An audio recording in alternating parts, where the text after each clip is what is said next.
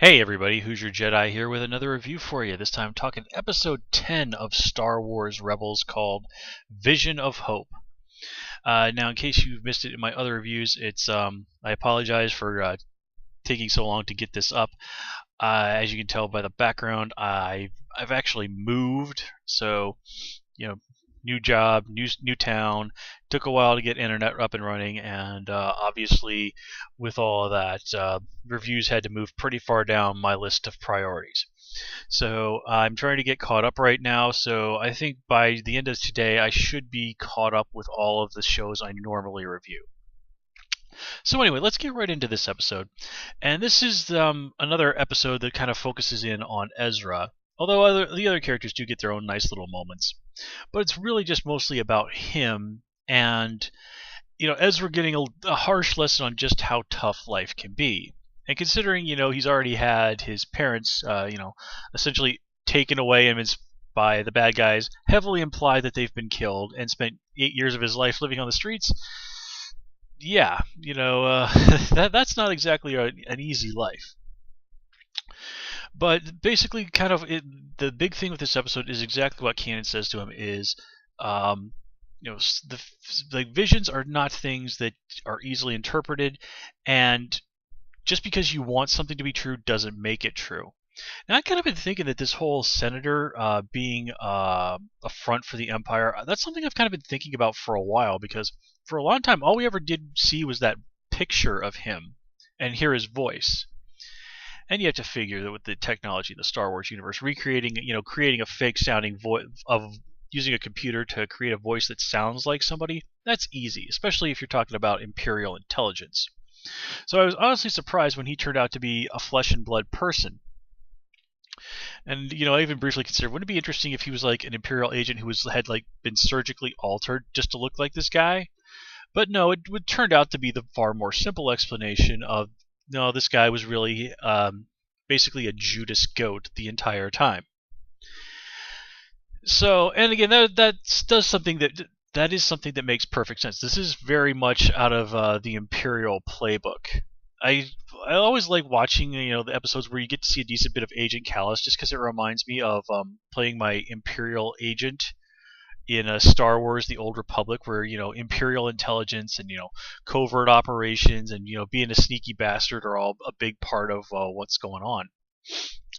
But anyway, I also liked how Hera is really very savvy here, and she kind of picks up on all these little things that are going on that tip you off that the senator is just not quite who he says he is, especially when they're in the sewers.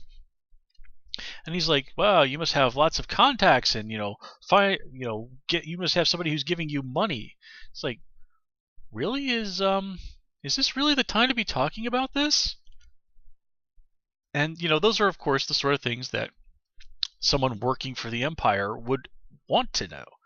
I mean, the guy really, really overplayed his hand there, and good on Hera for picking up on that.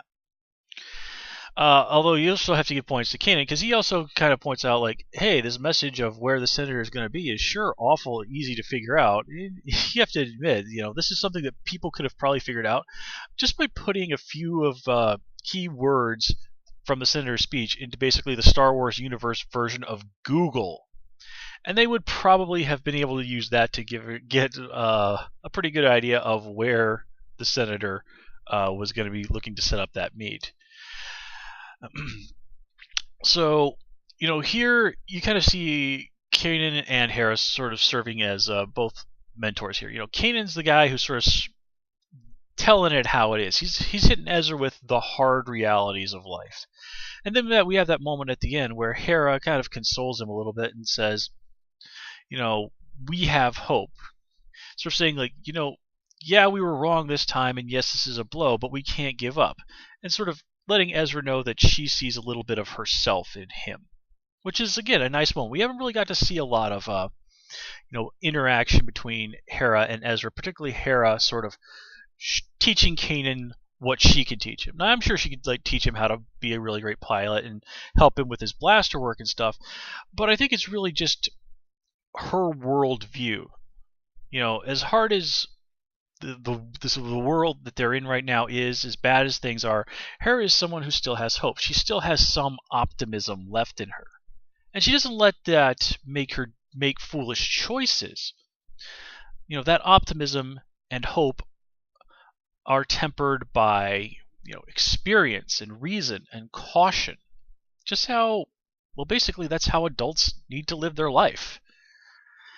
It's it is interesting though, if you stop and think about it, that that somebody, you can really find someone like Hera who's still an optimistic person, but it only seems that way on the surface. And somebody put it really nicely that basically pessimists are people who say no, and optimists are people who say yes.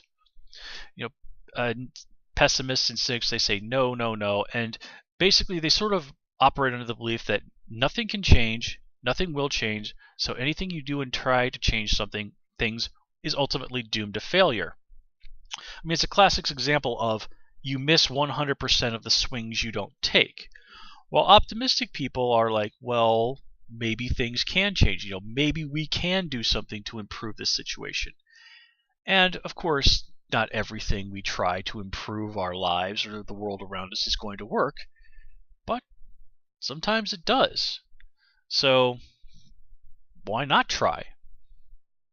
I mean, of course, that's a very simplistic view of things. I mean, when you're fighting against a fascistic, supremely powerful government with countless soldiers and God only knows how many pieces of military hardware, caution is probably going to have to be the rule of the day, even over optimism. But without optimism, you have nothing. You have no reason to fight.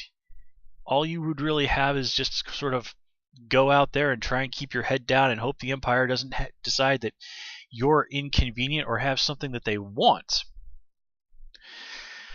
And but getting back to Ezra here, they really did a nice job of portraying just his utter heartbreak at the whole situation. He really, really wanted this to be, the big win, the big hopeful moment where, it feels like all that they have been fighting for really gets some validation, and then turns around on him, and it's a stab in the gut. Like when Hera takes the gun away from the senator, if you look in the background, you can see Ezra's kind of like down like this. He's like kind of freaking out, or maybe even about crying. But Ezra's a tough guy, so he bounces back pretty quickly. And there was also some nice moments with him trying to flirt with Sabine, and once again failing completely and utterly at it, which was cool.